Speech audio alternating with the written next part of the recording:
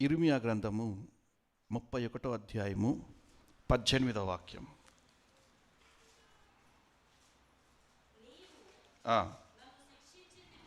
నీవు నన్ను శిక్షించితివి,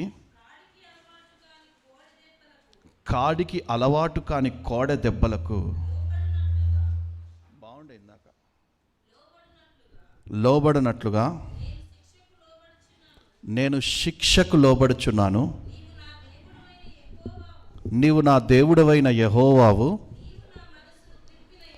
నీవు నా మనస్సును త్రిప్పిన ఎడల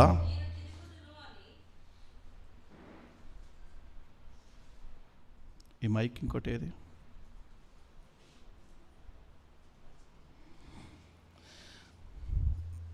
నీవు నా మనస్సు త్రిప్పిన ఎడల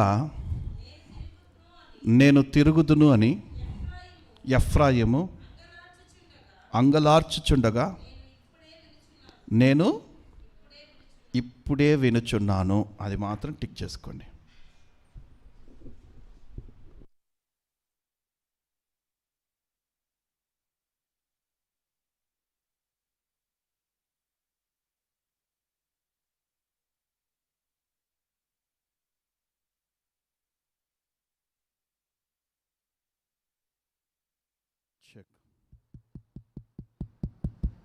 హల్లెలూయా.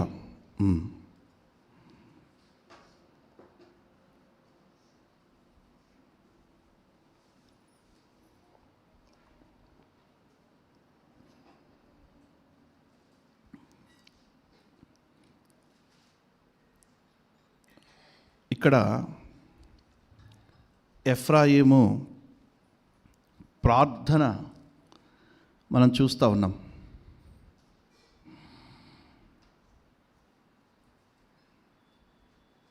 ఎఫ్రాయిము ప్రార్థన మనం చూస్తూ ఉన్నాం.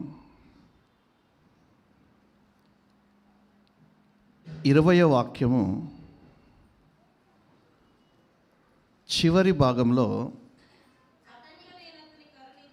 తప్పక నేను అతన్ని కరుణింతును. హల్లెలూయా. ఈ ఎఫ్రాయిం ఎవరండి? ఎఫ్రాయిం ఎవరు? యోసేపు యొక్క చిన్న కుమారుడు. తెలవని వారు తెలుసుకోండి, రాసుకోండి. ఏదో వస్తున్నాం వెళ్తున్నాం అన్నట్టు కాదు. కొన్ని ఇవి ముద్రించబడాలి. కొందరి పేర్లు కొన్ని మన హృదయంలో ముద్రించబడాలి. ఎఫ్రాయిము ఎవరు అంటే గాలి తిరుగోడు. అవునా? తండ్రి మాట జవదాటినవాడు, దేవునికి వ్యతిరేకంగా తిరిగినవాడు,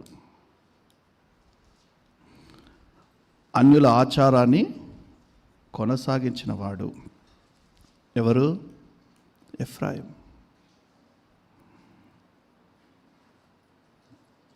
దేవుడు కొడితే, నేను చెప్పా కదా, మనుషులు కొడితే తప్పించుకోవచ్చేమో, దేవుడు కొడితే అస్సలు తప్పించుకోలేరు. ఎఫ్రాయిము అంటున్నాడు, ఎఫ్రాయిము నీవు కన్నీటితో మనవి చేసినప్పుడు నేను తప్పక నిన్ను కరుణిస్తాను. నేను విన్నాను, తప్పక నేను నిన్ను కరుణిస్తాను. ఇంకొన్ని మాటలు ఉంటాయి ఇక్కడ.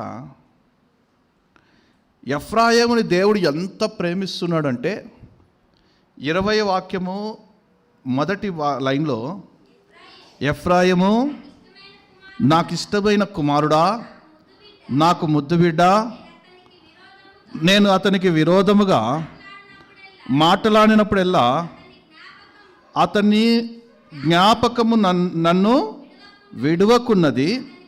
అతని గూర్చి నా కడుపులో చాలా వేదన ఉన్నది. దేవుడే అంటున్నాడు. అర్థమైందా? కొన్నిసార్లు మన తల్లిదండ్రులు మనం ఏదైనా తప్పు చేస్తే అక్కోళ్ళ ఇంటికి వెళ్తారు, చెల్లోళ్ళ ఇంటికి వెళ్తారు, అన్నోళ్ళ ఇంటికి వెళ్తారు. అన్న వీడు చూడనా ఎట్లా చేస్తున్నాడు అంటారా అన్నారా? మీ అమ్మలు మీ గురించి ఎప్పుడైనా మీ అత్తలకు కానీ మీ మామలకు కానీ కంప్లైంట్ ఇచ్చారా? ఇస్తారు. మీ చిన్నమ్మలకి కంప్లైంట్ ఇస్తారు. వీడు చూడనా ఎట్లా తిరుగుతున్నాడో, చెప్తే వినట్లేదన్నా. దేవుడు కూడా అంట అతనికి విరోధంగా మాటలాడినప్పుడల్లా నేను ఎంతో బాధపడ్డాను. ఎవరికి? ఎఫ్రాయిముకి. కానీ వాడు నా ముద్దు బిడ్డ, నాకు ఇష్టమైన కుమారుడు. తప్పిపోతుంటే చూస్తూ ఊరుకోలేకపోతున్నాను, పాడైపోతుంటే చూస్తూ సహించలేకపోతున్నాను. నేను వాడి ఎడల శాశ్వతమైన ప్రేమను చూపించాలనేసి విడువక నా కృప అతనికి చూపించాలని కోరుకుంటా ఉన్నాను. ఒక ఎఫ్రాయిం వల్లనే గురించే కాదు, దేవుడు మనందరి ఎడల శాశ్వతమైన ప్రేమను చూపించాలని, మన ఎడల కృప చూపించాలని ఆశిస్తున్న దేవుడు, కోరుకుంటున్న దేవుడు. ఒక ఎఫ్రాయిముని మాత్రమే ముద్దు బిడ్డ అని పిలిచే దేవుడు కాదు, ఆయన స్వహస్తాలతో చెక్కినటువంటి మనలందరినీ కూడా ముద్దు బిడ్డ, నాకు ఇష్టమైన కుమారుడా కుమార్తె అని పిలవాలనే ఆయనకుంది. ఎప్పుడైతే పశ్చాత్తాపముతో ఆయనకి మొరపెడతామో వారందరితో ఆయన సమీపంగా ఉంటానంటున్నాడు. ఎఫ్రాయిము అలాగే మొరపెట్టాడు. ఎఫ్రాయిం జీవితాన్ని మనం గమనిస్తే భయంకరమైనటువంటి వ్యతిరేకం, దేవునికే వ్యతిరేకంగా, ప్రజలకి వ్యతిరేకంగా, దేవునికి వ్యతిరేకంగా, తన తల్లిదండ్రులకు వ్యతిరేకంగా జీవిస్తూ ఉన్నటువంటి వాడు. ఎప్పుడైతే ఎఫ్రాయిము దేవునికి సమీపంగా వెళ్ళి కరుణించు ప్రభు అని ప్రమాణం చేస్తావు, ఇక మీదట నేను తప్పిదోవలకు వెళ్ళను ప్రభు అని ఎప్పుడైతే ఎఫ్రాయిం దేవుడి దగ్గరికి వచ్చి ప్రమాణం చేస్తూ ఉన్నాడో అప్పుడు దేవుడు అంటున్నారు, తప్పక నేను అతన్ని కరుణిస్తాను. 19వ వాక్యంలో, నేను తిరిగిన తర్వాత పశ్చాత్తాపడి తిని, నేను సంగతి తెలుసుకొని తొడచర్చుకొంటిని, నా బాల్యకాలమందు కలిగిన నిందను భరించుచు నేను అవమానమునంది సిగ్గుపడి తిని. ఎఫ్రాయిం ఏం చేశాడు? దేవుని సన్నిధికి వచ్చేసాడు, పశ్చాత్తాపడం ప్రారంభిస్తూ ఉన్నాడు. బాల్యం నుండి ఏవైతే నువ్వు నాకు నేర్పావో ఆ పనులు కాకుండా నీకే వ్యతిరేకంగా చేశాను తండ్రి. నా బాల్యకాలమందు కలిగిన నిందను భరించుచు నేను అవమానము నొంది సిగ్గునంది తిని. నేను తిరిగిన తర్వాత పశ్చాత్తాపడి తిని అంటే ఎఫ్రాయిము దేవుని తట్టు తిరగలేదు. అంతకాలము ఎఫ్రాయిము దేవుని తట్టు తిరగలేదు. ఎఫ్రాయిము పాపము తట్టున్నాడు, లోకము తట్టున్నాడు, ఈ లోక మాలిన్యాల తట్టున్నాడు. అర్థమవుతుందా? ఎప్పుడైతే ఎఫ్రాయిము తిరిగాడో, ఎవరి తట్టు?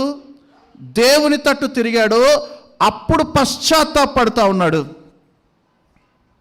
అతడు చేసినటువంటి హేయమైన క్రియలను బట్టి అతడు పశ్చాత్తాపడుతూ ఉన్నాడు. అప్పుడు తొడ చరుచుకుంటూ ఉన్నాడంట. తొడ చరుచుకోవడం అంటే ఏంటి? తొడ చరుచుకోవడం అంటే ఏంటి? ప్రమాణం చేయడం. ఏంది? ఒకప్పుడు ప్రమాణాలు ఎలా చేస్తారు మీరు? అమ్మ తోడు, అక్క తోడు, నాన్న తోడు, చదువు తోడు, బైబిల్ మీద ఒట్టు, ఇన్ని ప్రమాణాలు చేస్తారా? చేశారా ఎవరైనా? భర్త రోజు తాగి ఇంటికి వస్తూ ఉంటే ఫస్ట్ రోజు, ఏమండి మీరు తాగకండి, మాకు ఎంతో బాధగా ఉంది, దయచేసి తాగుడు మానేనంటే, నీ ఒట్టే నేను ఇక తాగని, నీ మీద ఒట్టే నేను తాగనంటాడు. మరుసటి రోజు వస్తూ ఒట్టు తీసి గట్టు మీద పెట్టి తాగి మళ్ళీ వస్తాడు. నా మీద ఒట్టన్నావు కదండి, మళ్ళీ తాగొచ్చావేంటి అంటే, ఈసారి పిల్లల మీద ఒట్టే నేను తాగను అంటాడా. మరుసటి రోజు మరలా ఆ ఒట్టు మీద గట్టు పెట్టి వస్తాడు, ఇంటికి తాగొస్తాడు. పిల్లల మీద ఒట్టేసి ఏంది పనండి అంటే, బైబిల్ మీద ఒట్టు, ఇక మీదట నేను ఇట్లా ఒట్లు పెట్టి పెట్టి పెట్టి పెట్టి పెట్టి ఎవరైనా తాగుపోతాడు, నా మీద ఒట్టే నేను రేపటి నుంచి తాగను అంటాడా? అన్నారా ఇప్పటిదాకా? నా మీద ఒట్టే నేను రేపటి నుంచి సిగారు తాగాడు, నా మీద ఒట్టే రేపటి నుంచి నేను మందు తాగను, రా మీద ఒట్టే రేపటి నుంచి బూతులు మాట్లాడను, నా మీద ఒట్టు అని అన్నారా? అనరు. ఎందుకంటే వీళ్ళ అలవాట్లకి, వీళ్ళ యొక్క ఏమంటారు దానికి, వ్యసనాలకి భార్య పోయినా పర్లేదు, పిల్లలు పోయినా పర్లేదు, కుటుంబమే సర్వనాశనం అయిపోయినా పర్లేదు, దేవుడే దూరం అయిపోయినా పర్లేదు, కానీ వీరి వ్యసనాలు మాత్రం వీరికి కావాలి. వీరి వ్యసనాలు మాత్రము, వీరి శరీర కోరికలు తీర్చుకోవడం మాత్రం వీరికి కావాలి. జయించలేనటువంటి తత్వం ఉన్నవారు అలా చేస్తారు.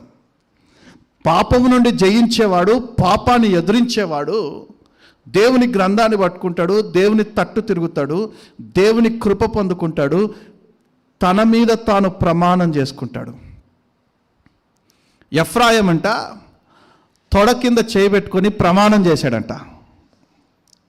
హల్లెలూయా. తొడ కింద చేయబెట్టడం అంటే ప్రమాణం చేయడం, తొడ చర్చుకోవడం అంటే ప్రమాణం చేయడము. ఎఫ్రాయిము ప్రమాణం చేశాడు, ప్రభువా నీకు నేను వ్యతిరేకంగా తిరిగాను, నీకు నేను వ్యతిరేకంగా పాపం చేశాను, ఇప్పుడు నీ తట్టు తిరుగుతున్నాను ప్రభువా అన్నాడంట. ఒక్కసారిగా తన తొడ కింద తానే చేయబెట్టుకొని ప్రమాణం చేసేసరికి దేవుడు అంట ఎఫ్రాయిముని అంటున్నాడు, ఎఫ్రాయిము నా ముద్దు బిడ్డ, నాకు ఇష్టమైన కుమారుడా అంటున్నాడు. నిన్ను మీద దూషణ మాటలు అన్నప్పుడల్లా, నీ మీద వ్యతిరేకంగా మాట పలికినప్పుడల్లా నా హృదయం ఎంత కరిగిపోయిందో తెలుసారా? అయినా కూడా నీవు నా తట్టు తిరగాలనే కదా, కీర్తనకారుడు ఒక చోట అంటున్నాడు,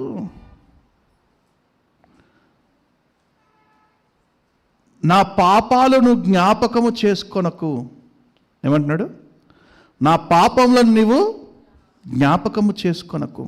అలాగే ఎఫ్రాయిం కూడా అడుగుతున్నాడు. అప్పుడు దేవుడు అంటున్నాడు, నిశ్చయముగా నేను నిన్ను కరుణిస్తాను. ఎఫ్రాయిము ఎప్పుడైతే దేవుణ్ణి అడుగుతున్నాడో, నీవు నా పరిస్థితులను మార్చే దేవుడిగా నీ ఎదుట ప్రత్యక్షమవుతాను.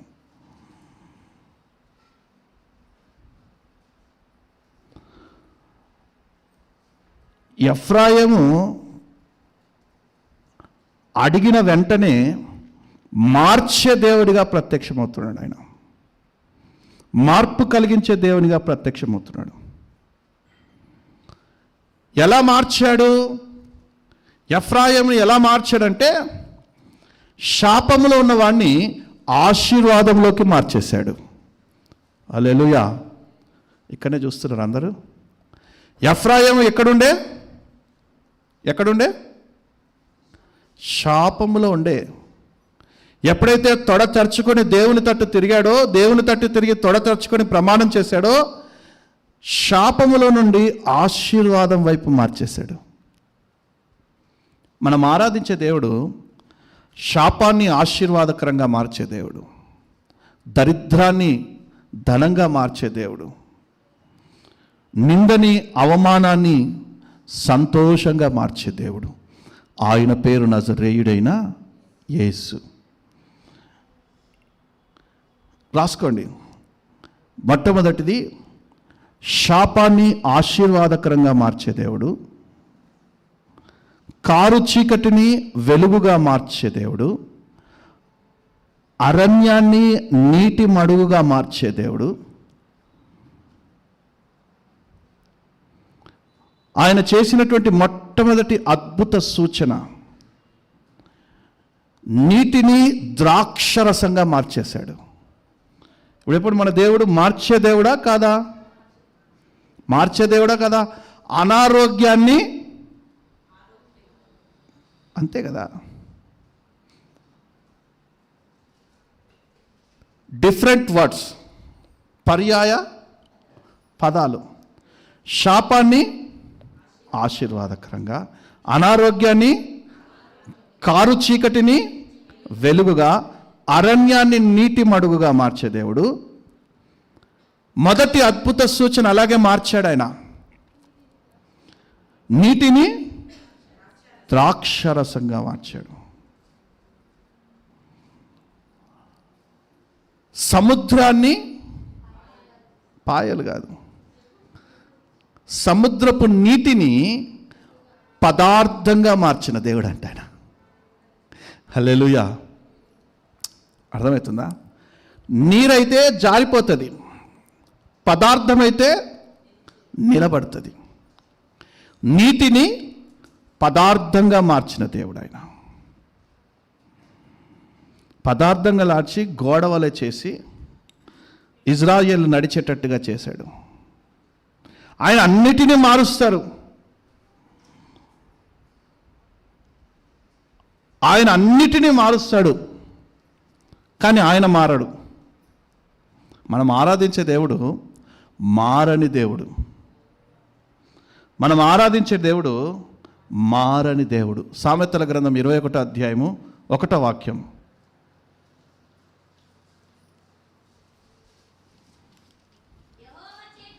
యెహోవా చేతిలో నీటి కాలువల వలె ఉన్నది.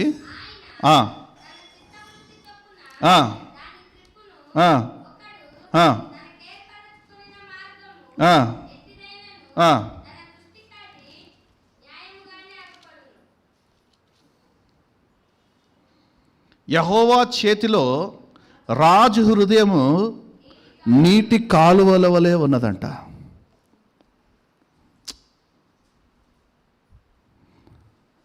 ఇంకొక తర్జుమాలో నది వలె ఉన్నది, నది వలె ఉన్నది. రాజు హృదయము దేవుని చేతిలో ఉన్నది, అది నది వలె ఉన్నదంట. కీర్తన గ్రంథము 107వ అధ్యాయము 34వ వాక్యంలో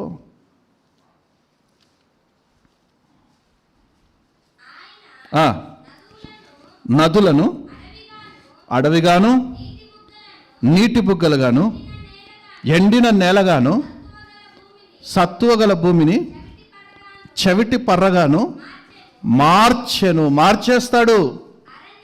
అరణ్యమును నీటి మడుగుగాను, ఎండిన నేలను నీటి ఊటలుగాను మార్చి నివాసపురము. చాలండి.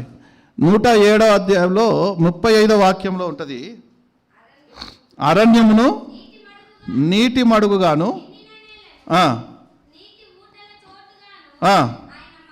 చాలండి. రాజు హృదయం మనం మార్చలేం. మార్చగలుగుతామా? రాజు ఒక్కసారి డిసిజన్ తీసుకున్నాడు అంటే దాన్ని ఎవ్వడి తరం కాదు మార్చడం. కానీ దేవుడు అంటున్నారు, రాజుల హృదయము మారుస్తానంటున్నాడు. దేవుడు మారుస్తానంటున్నాడు.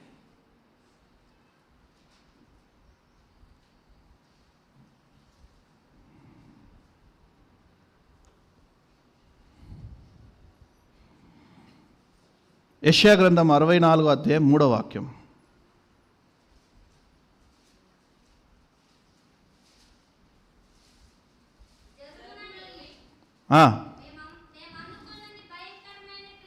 మేము అనుకోనని భయంకరమైన క్రియలు నీవు చేయగా అన్యజనులు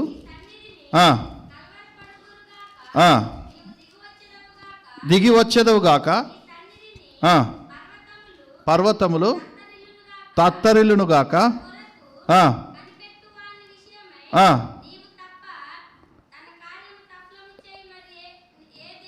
ఏ దేవుడు ఎవడు ఏ కాలమున చూచి ఉండలేదు.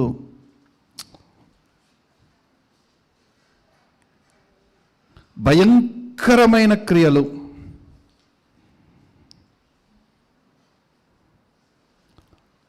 తన కొరకు కనిపెట్టు వారి విషయమై నీవు తప్ప తన కార్యము సఫలపు చేయు మరి ఏ దేవునిని లేడు. అట్టి దేవుడు మనం ఆరాధిస్తున్న దేవుడు. సమాచారం మనుష్యులకు వినబడెను. ఈ మార్చే దేవుడు ఒకడు ఉన్నాడు అని మనుషులకు వినబడిందంట సమాచారం. ఈ మార్పు కలిగించే దేవుడు ఒకడు ఉన్నాడని మనుషులకి వినబడిందంట సమాచారం.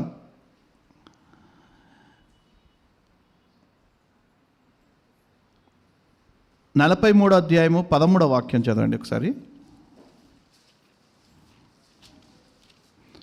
43:30 నా చేతిలో నుండి విడిపించగలవాడు ఎవడునూ లేడు, నేను కార్యము చేయగా త్రిప్పివేయవాడు ఎవడునూ లేడు.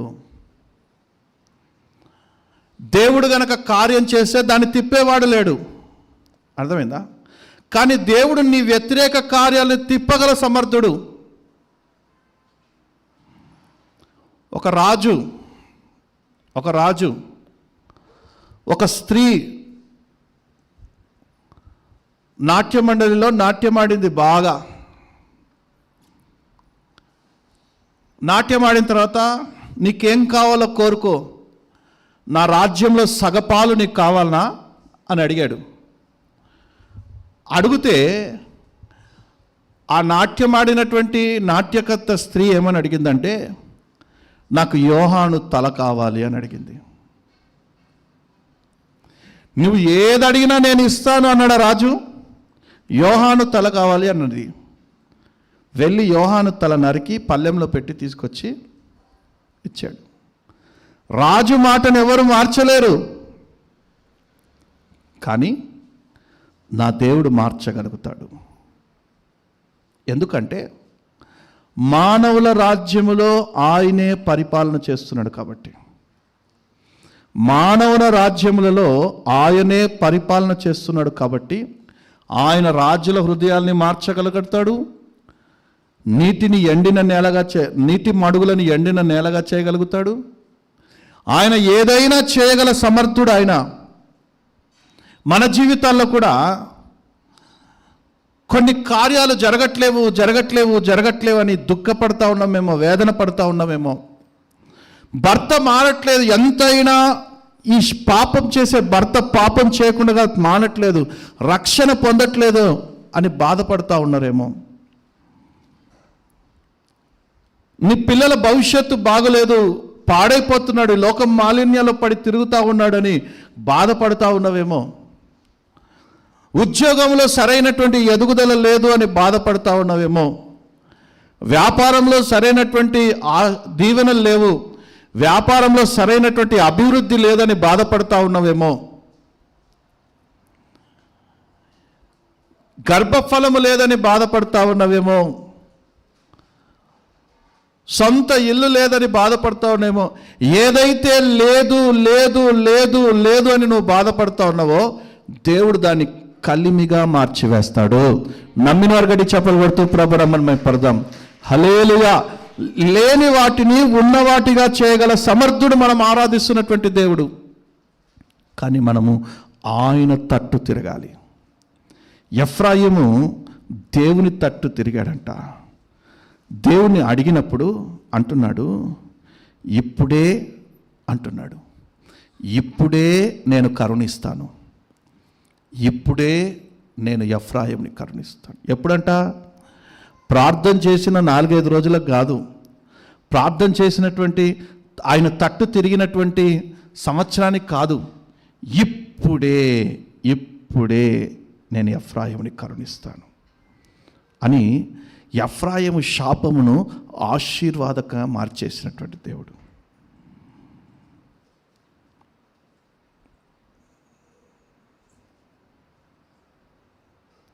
మూడు మాటలు అంటున్నాడు. మొట్టమొదటిది కీర్తన గ్రంథము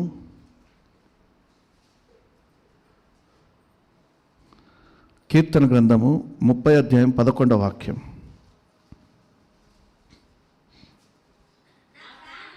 నా ప్రాణము మౌనముగా నుండక నా అంగలార్పును, హల్లెలూయా, అంగలార్పును నాట్యముగా మార్చి ఉన్నావు. నా ప్రాణము మౌనముగా నుండక అంగలార్పును నాట్యముగా మార్చి ఉన్నావు. అంగలార్పును నాట్యంగా, శాపాన్ని ఆశీర్వాదకరంగా, దరిద్రాన్ని ఆశీర్వాదకరంగా మార్చేటువంటి దేవుడు. ఈ మాటలు దావీదు ఎప్పుడు మాట్లాడుతున్నాడు తెలుసా? నా అంగలార్పుని నాట్యముగా మార్చి ఉన్నావు. ఎప్పుడు మాట్లాడుతున్నాడు తెలుసా దావీదు? చూద్దాం. అదే 30 అధ్యాయంలో పైన మీరు చదవండి. కాదు, 30 అధ్యాయము పైన గృహప్రతిష్ఠ, అది అంటే గృహప్రవేశం రోజు పాడుతున్నాడు ఈ పాట. అప్పటిదాకా ఇల్లు లేదు, భయంతో దాచుకొని తిరుగుతూ ఉన్నాడు. సౌలు చంపేస్తాడని ఒకవైపు, సౌలు మనుషులు చేస్తే పట్టిస్తారని ఒకవైపు,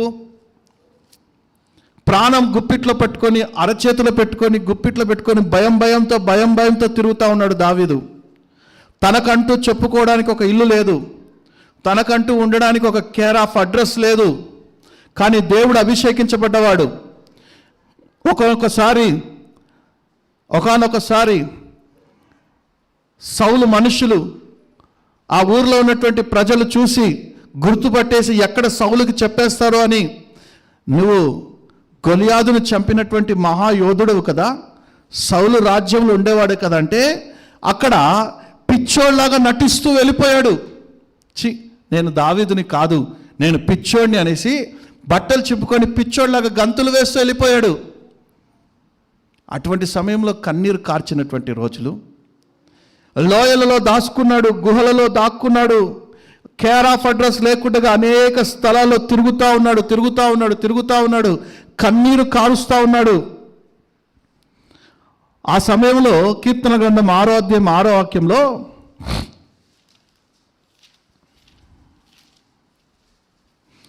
నేను మూలుగుచు అలసి ఉన్నాను, ప్రతి రాత్రి కన్నీరు విడుచుచు తేలజేయుచున్నాను.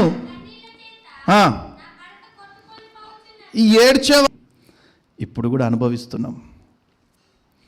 అద్దె ఇంట్లలో ఉండి ఇంటి ఓనరు ఒక్క మాట అంటే ఏదో దేవుని వాక్యం పెట్టుకుందా అని మూలగొడుతున్నాడు, టక్ టక్ టక్ టక్ అనేసి. ఓనర్ వచ్చి, ఏమో నీకు పని పాటలేదా, సొంత ఇల్లు మూలగొడుతున్నావు అట్లా తీ అంటే, నా దేవుని వాక్యం పెట్టుకోవడానికి కూడా ఒక పర్మిషన్ అడగాల్సింది వస్తుంది. కన్నీరు. అద్దె ఇంట్లో మనసారా కాలేబనని పిలిపించి, మనసారా ఒక మైక్ సెట్ పెట్టుకొని స్తుతి ఆరాధన చేసుకుందాం, గృహకుడిక పెట్టుకుందామంటే పక్కనోడు ఎవడో ఒకడు లేస్తాడు. అద్దె ఇంట్లో ఓనరే లేస్తాడు. ఇవన్నీ మీ ఇంట్లో పెట్టొద్దమ్మా, ఇవన్నీ మా ఇంట్లో పెట్టద్దు, ఇవన్నీ మా ఇంట్లో పెట్టద్దు. అట్లా అన్నప్పుడు కన్నీరు. సొంతిల్లు లేదనేసి అనేక మంది దూషిస్తూ ఉంటే, నిందిస్తూ ఉంటే, అవమానిస్తూ ఉంటే, వేదన పాలు చేస్తూ ఉంటే, ఏంటి ఇంకా మీకు సొంతిల్లు లేదా, ఇంకా మీకు సొంతిల్లు లేదా అని అనేకులు హేళన మాటలు మాట్లాడుతూ ఉంటే, ఆ కుటుంబ యజమానురాలకి కన్నీరు. స్తోమత లేదు, సొంతిల్లు కొనుక్కునే స్తోమత లేదు. కానీ కిరాయి ఇండ్లలో, ఈ అద్దె ఇంట్లలో ఉంటూ బాధపడుతూ ఉన్నాం, కన్నీరు కారుస్తూ ఉన్నాం. మేము అద్దె గదిలో ఉన్నప్పుడు, అద్దె ఇంట్లో ఉన్నప్పుడు, మా ఫ్యామిలీ పెద్ద ఫ్యామిలీ కదా, పెద్ద ఫ్యామిలీ. ఎంత పెద్ద ఫ్యామిలీ అంటే, మేము జస్ట్ ఒక ఫోన్ కాల్కి ఒక 20 మంది కూడుకునేంత ఫ్యామిలీ. ఎంతమంది? 20 మంది. ఎక్కువ మేము ఎక్కడ కూడుకుంటామంటే మా ఇండ్లలో కూడుకోము, మా శ్యామక్కల ఇంట్లోనే కూడుకుంటాం. ఎక్కడ? తను 17,000 రూపాయలు అద్దె కడుతుంది. ఆ ఇంటికి వెళ్ళాం. అందరం ఎంజాయ్ చేస్తూ ఉన్నాం. మా పిల్లల ముందే అప్పుడు వినయ్ విజయ్ ఇంకా చిన్నోళ్ళు, చాలా చిన్నోళ్ళు. ఇక వీళ్ళు అల్మార్లు గుద్దుతూ మంచాలు ఎక్కి దడదడ ఆడుతూ పైన దడదడ శబ్దాలు చేస్తూ, భయంకరమైన శబ్దాలు, మామూలు శబ్దాలు కాదు అవి, అల్లరి పిడుగులు మా వాళ్ళు ముందే. ఇప్పుడేదో మీకు మౌనంగా కనిపిస్తున్నారు కానీ అల్లరి పిడుగులు. అటువంటి అల్లరింట్లో అందరూ, మా కోడళ్ళు, మా అల్లుళ్ళు, మా పిల్లలు, పిల్లలంతా కలిస్తేనే 12 మంది 17 మంది. పెద్దోళ్ళం మేము కలిస్తే ఇక మొత్తం ఒక 30 మంది ఒక డబల్ బెడ్రూమ్ ఇంట్లో ఉంటే ఎట్లుంటుందో ఒకసారి ఆలోచించండి. 30 మంది ఒక డబల్ బెడ్. ఓనర్లు ఫస్ట్ మీరు ఖాళీ చేయండి. ఏమంటారు? ఫస్ట్ మీ ఇంట్లో పిల్లలు ఎక్కువ ఉన్నారు, ఖాళీ చేయండి. షావ కట్టది, ఏరా నీకు కళ్ళు కుట్టినా ఏరా మా ఇంట్లో పిల్లలు ఎక్కువ ఉన్నారని?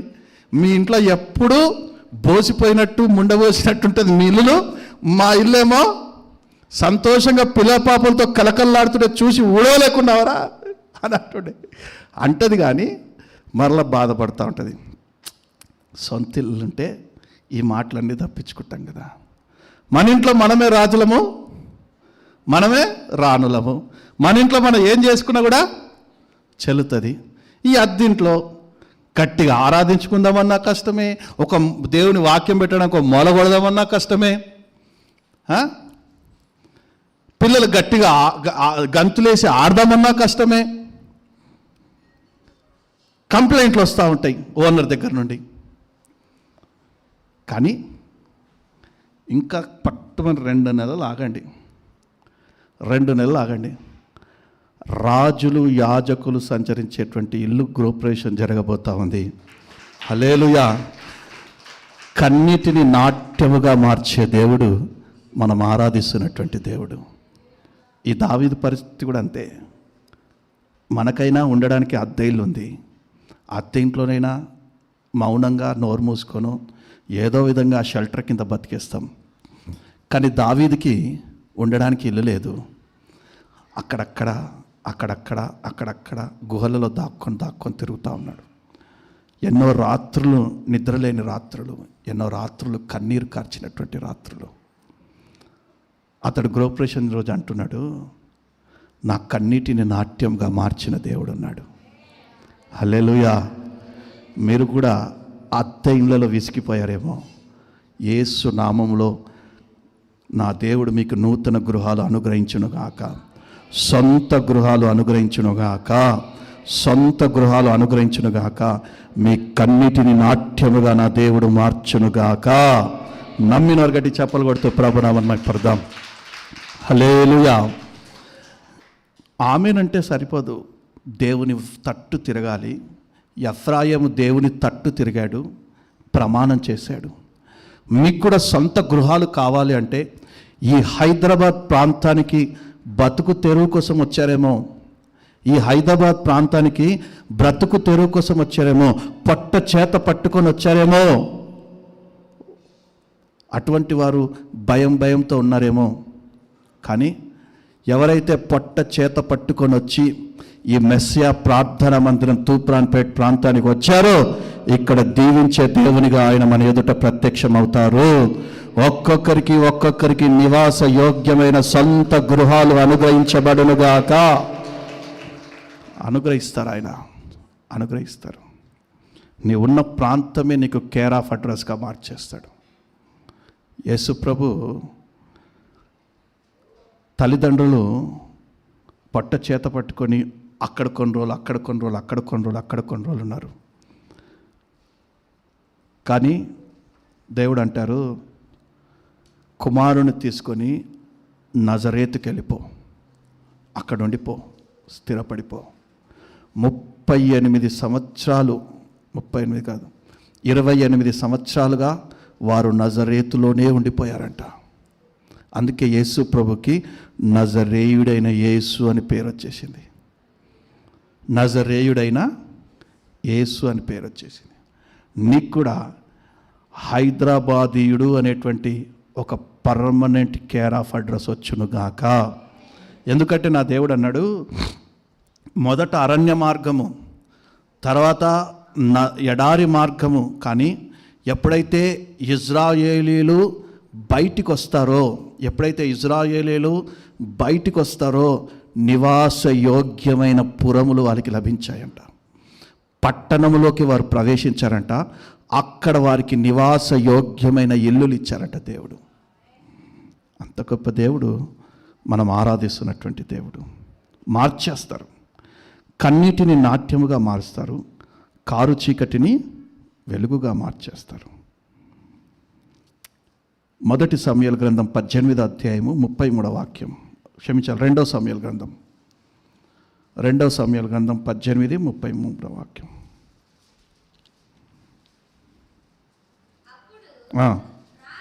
రాజు బహు కలతపడి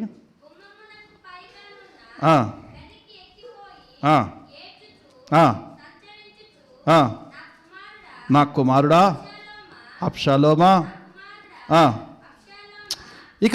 ఇక రాజు జీవితంలో కన్నీరే, కానీ ఆ కన్నీటిని సంతోషంగా మార్చే దేవుడు. కీర్తన గ్రంథం 126వ అధ్యాయం 5వ వాక్యంలో, కీర్తన 126:5, కన్నీరు విడుచుచు విత్తువాడు సంతోష గానములతో పంట కోసెదరు. హల్లెలూయా.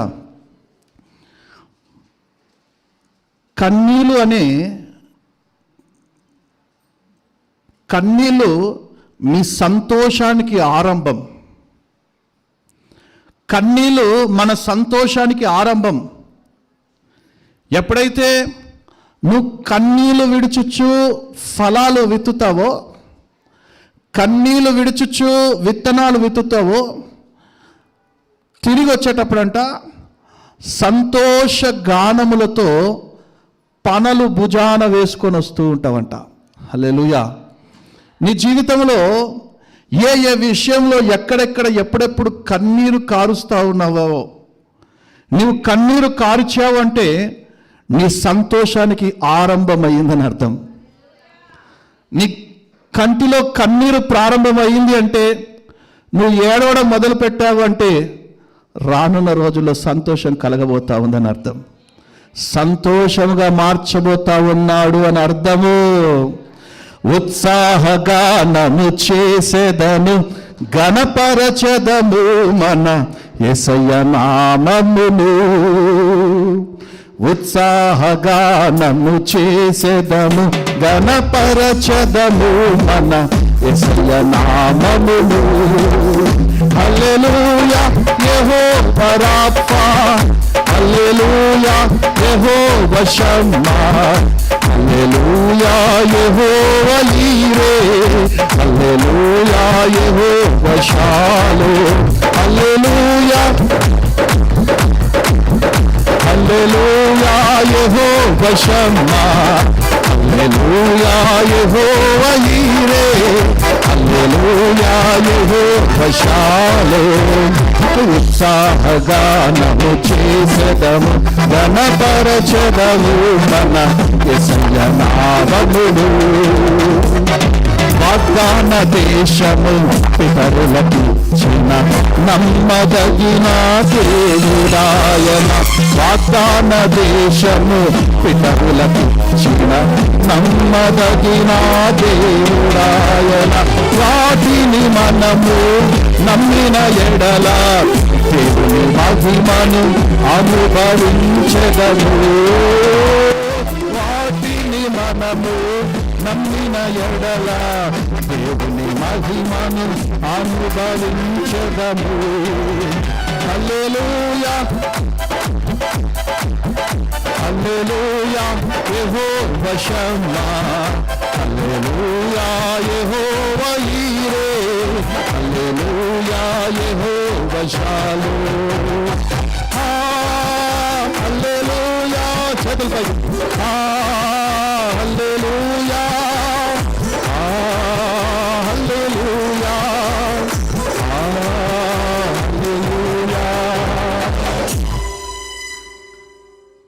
కన్నీటిని నాట్యముగా మార్చే దేవుడు. ఏ ఏ విషయాల్లో కన్నీరు కారుస్తున్నావేమో, బిడ్డల చదువు నిమిత్తమే కన్నీరు కారుస్తున్నావేమో, అవమానించబడి కన్నీరు కారుస్తున్నావేమో, నిందల పాలై కన్నీరు కారుస్తున్నావేమో, వ్యాపారాలు సరిగ్గా లేవని కన్నీరు కారుస్తున్నావేమో, ఆయన తట్టు తిరిగి కన్నీరు కారుస్తున్నావేమో నువ్వు. నిశ్చయముగా నా దేవుడు నీ కన్నీటిని నాట్యముగా మార్చే రోజు ఈరోజే. నమ్మిన వారు గట్టిగా చప్పలు కొడుతూ ప్రభునామం మెప్పుదాం. హల్లెలూయా.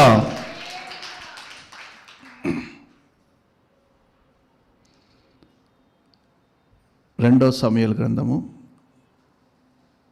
2వ అధ్యాయము 31వ వాక్యం. అయితే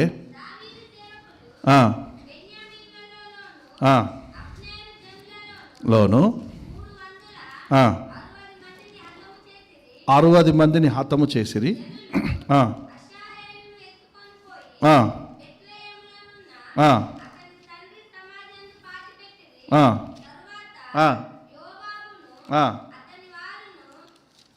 రెండో సమూయేలు మనం చదివేది 2వ అధ్యాయం 31వ వాక్యం.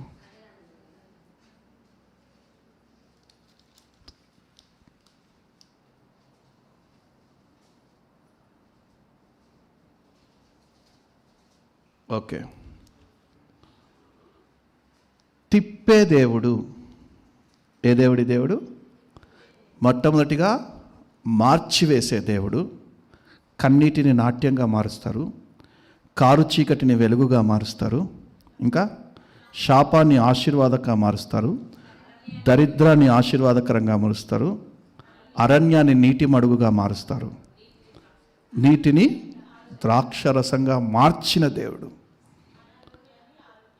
అది అనారోగ్యులను ఆరోగ్యంగా మార్చే దేవుడు. మొట్టమొదటిది కన్నీటిని ఆశీర్వాదకంగా నాట్యంగా మార్చిన దేవుడు. రెండవది త్రిప్పే దేవుడు. దావీదుకి కుటుంబానికి ఐతియోఫేలు అనేటువంటి వాడు ఒకడు విరుద్ధంగా పన్నాగాలు పన్నుతా ఉన్నాడంట. ఏం చేస్తూ ఉన్నాడంట? పన్నాగాలు పన్నుతా ఉన్నాడంట.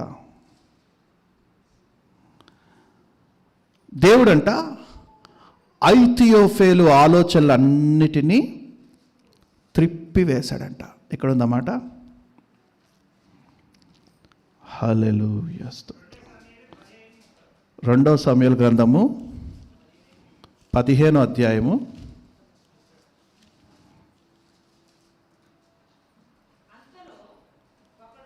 'అంతలో ఒకడు వచ్చి అబ్షాలోము చేసిన కుట్రలో అహీతోఫేలు చేరి ఉన్నాడు. దావీదునకు తెలియచేయగా దావీదు ఆలోచనలు చెడగొట్టుమని ప్రార్థన చేసెను. చాలండి.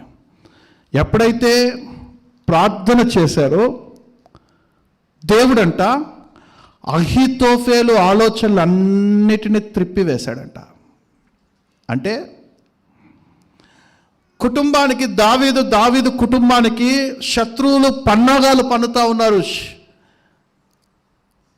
కుటుంబము నాశనం అయిపోవాలని, కుటుంబం నిందల పాలైపోవాలని, కుటుంబం చెదరిపోవాలనేసి, కుటుంబానికి ఓటమి కలగాలనేసి పన్నాగాలు పన్నుతా ఉన్నారు. ప్లానింగ్, స్కెచ్ చేస్తూ ఉన్నారు. ఈ స్కెచ్ అంతా కూడా ఉపయోగపరుస్తూ ఉంటే, దావీదు మీద ఉపయోగపరుస్తూ ఉంటే వాటన్నిటిని దేవుడు త్రిప్పివేస్తూ ఉన్నాడంట. ఎరా ఐతోఫేలు, ఇంత పెద్ద పోకడాలు పోయినావు కదరా, నా ప్లాన్ చాలా డేంజర్ ప్లాను, నేను స్కెచ్ చేస్తే ఎవడు మార్చలేడు అన్నావు కదరా, ఏమైందిరా నీ స్కెచ్ ఇప్పుడు అని జనాలందరూ ఐతోఫేల్ని నిందిస్తూ ఉన్నాడు. ఈ ఐతోఫేలు నేరుగా తన ఇంటికి వెళ్ళాడట. ఇంటికి వెళ్ళి ఇల్లంతా చక్క పెట్టుకున్నాడట. ఏం చేశాడంట? చక్క పెట్టుకొని ఉరేసుకొని హల్లెలూయా. అహీతోఫెలు తాను చెప్పిన ఆలోచన ఎందుకు జరగలేదు? దేవుడు త్రిప్పివేశాడు. ఎందుకు జరగలేదంటే దేవుడు త్రిప్పివేశాడు. కాబట్టి గాడిద గంతగట్టి ఎక్కి ఇల్లు చక్కబెట్టుకొని ఉరి పోసుకొని చచ్చిపోయాడు. నీకు, నీ కుటుంబానికి, నీ వ్యాపారానికి, నీ చేతి పనికి వ్యతిరేకంగా ఎవరైనా పన్నాగాలు పన్నుతూ ఉన్నారేమో, చచ్చిపోతారు. జాగ్రత్త, వాళ్ళు చచ్చిపోతారు అంతే. మనకి, క్రైస్తవ్యానికి, దేవుని బిడ్డలకి వ్యతిరేకంగా ఎవడైనా పన్నాగాలు పన్నుతా ఉన్నాడేమో, రానున్న రోజుల్లో క్రైస్తవ్యమే లేకుండగా అహీతోఫెలు వలె పన్నాగాలు పన్నుతా ఉన్నాడేమో, దేవుడు వాడి ఆలోచనలన్నిటినీ త్రిప్పివేసి వాడు చచ్చిపోయేటట్టుగా చేస్తాడు. చచ్చిపోతాడు అంతే. దేవునికి, దేవుని బిడ్డలకి ఎవడైనా వ్యతిరేకంగా లేస్తే, దేవుని సువార్తకు ఎవడైనా వ్యతిరేకంగా లేస్తే, సంఘాలు ఉండకూడదు, క్రైస్తవ్యం ఉండకూడదు, క్రైస్తవ్యానికి వ్యతిరేకంగా ఎవడైనా పన్నాగాలు పన్నుతే అహీతోఫెలు చచ్చినట్టుగానే చచ్చిపోతాడు. వాడి కన్ను చేతితోనే వాడి కన్ను పొడుచుకుంటాడు. వాడి చేతితోనే వాడు ఊరేసుకుంటాడు. ఎవడు చంపే అవసరం లేదు. ఎవడు చంపే అవసరం లేదు. క్రైస్తవులంతా గుమ్మిగూడి ప్రార్థన చేస్తే చచ్చిపోతాడు వాడే. యేసు ప్రభుకి వ్యతిరేకంగా ఒక రాజు లేచాడు. 2 సంవత్సరాల లోపు వాళ్ళందరూ చంపే అన్నాడు. ఒకరోజు తల్లిదండ్రులు మరియా యోసేపులు భయపడుతూ బాలుడైన యేసయ్యను ఎత్తుకొని తిరుగుతూ ఉన్నారు. ఒకరోజు వార్త వచ్చింది మరియా యోసేపులకి. ఏమనంటే, శిశువుని చంపతలిచిన వాడు చచ్చిపోయాడు.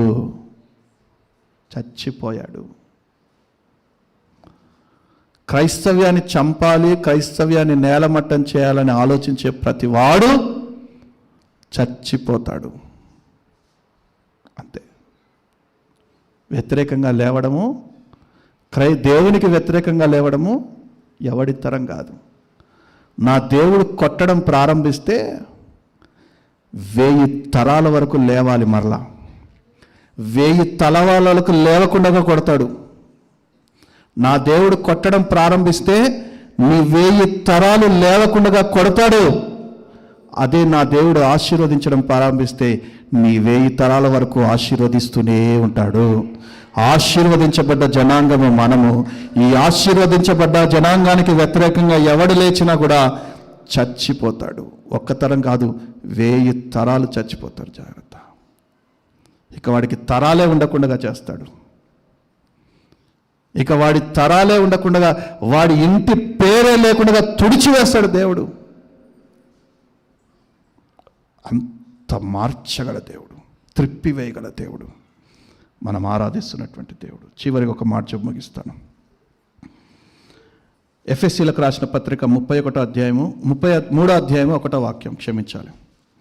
ఎఫెసీలకు రాసిన పత్రిక 3వ అధ్యాయం. ఈ హేతు చేత అన్యజనులైన క్రీస్తు యేసు యొక్క పౌలను నేను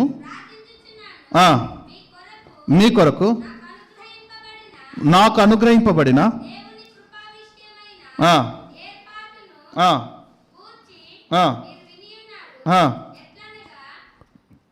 ఎట్లనగా క్రీస్తు మర్మము దేవ దర్శనం వలన సంగతి గురించి మునుపు రాసితిని. మీరు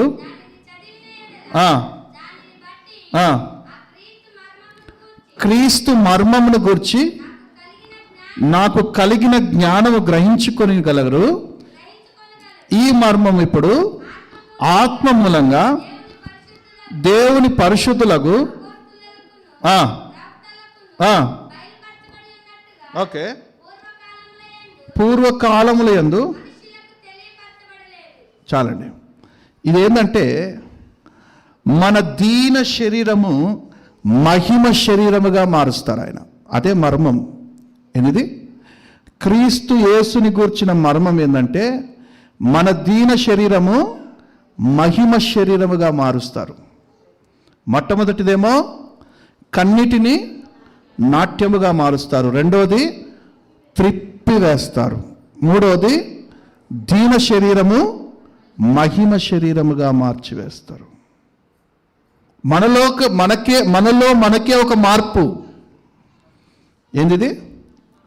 మనలో మనకే ఒక మార్పు. ఇది ఈ దీన శరీరము మహిమ శరీరంగా మార్చబడుతూ ఉంటే ఆయన వాక్యము చేత మనలో మనకే ఒక కొత్త మార్పు వరవడుతూ ఉంటే, కొత్త మార్పు కలుగుతూ ఉంటే మనకే ఒక ఆశ్చర్యం. దీన్ని మనలో మనకే ఒక మార్పు అంటారు. మనలో మనకే ఒక మార్పు కలిగించేవాడు మనం ఆరాధించే దేవుడు. మన దీన శరీరమును మహిమ శరీరంగా మారుస్తారు. ఎలా మారుస్తారంటే క్రీస్తు యేసుని మృతులలో నుండి లేపిన ఆత్మ. ఏదంట? క్రీస్తు యేసుని మృతులలో నుండి లేపిన ఆత్మ మీలో నివసించిన ఎడలా, క్రీస్తు యేసుని మృతులలో నుండి లేపిన ప్రభు యొక్క ఆత్మ మీలో నివసించిన ఎడలా మీరు ఆ పోలికగానే మార్చబడతారు. ఏ పోలికగా? క్రీస్తు యేసు పోలిక. ఇదే మర్మం. ఇంకా నువ్వు క్రైస్తవుడివి అనేసి ఆత్మ నీలో నివసించకుండా నువ్వు క్రీస్తు యేసు పోలికలోకి మార్చబడకుండా ఉంటే ఇంకా నీలో నీకు ఒక మార్పు కలగలేదు. ఇంకా నువ్వు క్రైస్తవుడని చెప్పుకుంటూనే ఇంకా ఈ లోక మాలిన్యాల్లో, ఈ లోక పెంటలో బురదలో తిరుగుతూ ఉంటే నీలో నీకు ఒక మార్పు లేదు. ఆయన నీలో నీకే ఒక మార్పుని కలిగించాలని కోరుతా ఉన్నాడు.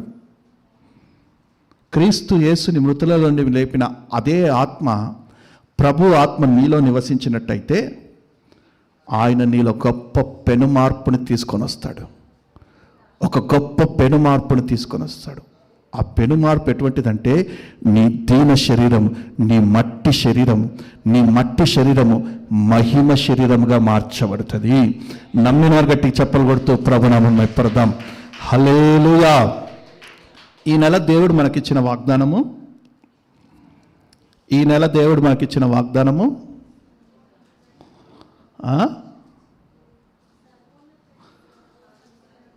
సర్వోన్నతుడైన ఆశీర్వదించబడ్డవాడు. ఏమేమి ఇస్తాడు? భూమి ఆకాశాన్ని సృజించిన సర్వోన్నతుడైన దేవుని వల్లనే నీవు ఆశీర్వదించబడతావు. ఆకాశము నాది, భూమి నేను నరులకు ఇచ్చి ఉన్నాను. హల్లెలూయా. ఇంకా ఎవరెవరికైతే ఈ వాగ్దానం నెరవేరలేదో నిశ్చయంగా ఈ నెల నా దేవుడు నెరవేర్చబోతా ఉన్నాడు. నేను ఆల్రెడీ చెప్పాను, ఎవరికైతే స్థిర ఆస్తులు లేవో, ఎవరికైతే నూతన గృహాలు లేవో, ఈరోజే నా దేవుడు దాని ప్రక్రియ ప్రారంభించి ఉన్నాడు. హల్లెలూయా. చెప్పండి, దేవుడు ఎన్ని మార్చగల దేవుడు? ఆయన త్రట్టు మనం తిరిగినట్టయితే, ఎఫ్రాయిము ఆయన త్రట్టు తిరిగాడు. ఎఫ్రాయిము శాపాన్ని ఆశీర్వాదకరంగా మార్చివేశాడు. మనం ఆయన తట్టు తిరిగినట్టయితే కన్నిటిని నాట్యంగా మారుస్తారు, త్రిప్పివేస్తారు. శత్రువు మన మీద పన్నినటువంటి పన్నాగాలన్నిటినీ త్రిప్పివేస్తారు. మూడోది, మనలో మనకే ఒక మార్పు కలగజేస్తారు. దేవుడిచ్చిన మాటలు దీవించి ఆశీర్వదించునుగాక. ప్రార్థన చేసుకుందాం. హల్లెలూయా, హల్లెలూయా, హల్లెలూయా. ఈరోజు దేవుడు ఏ కోణంలో నీతో మాట్లాడారో, ఏ విషయంలో నీతో మాట్లాడారో ప్రభువా, మాట్లాడినందుకు స్తోత్రాలు నాయన. ఈరోజు మాట్లాడిన ఏ విషయాలలో ఇంకా నీ ఎడల క్రియ జరగలేదో ప్రభువా, నీవు మాట్లాడిన ప్రతి మాటని బట్టి నాలో క్రియ జరిగించు ప్రభువా అని అడగండి. హల్లెలూయా. మోకరించగలిగిన వారు మోకరించండి. మోకరించగలిగిన వారు మోకరించి, నిలువు మోకాళ్ళ మీద ఉండగలిగిన వారు నిలువు మోకాళ్ళ మీద ఉండి దేవుణ్ణి అడగండి. హల్లెలూయా, హల్లెలూయా, హల్లెలూయా. స్తోత్రం, స్తోత్రం, స్తోత్రం, స్తోత్రం. హల్లెలూయా, హల్లెలూయా, హల్లెలూయా, హల్లెలూయా. స్తోత్రమయ్యా, స్తోత్రమయ్యా, స్తోత్రమయ్యా.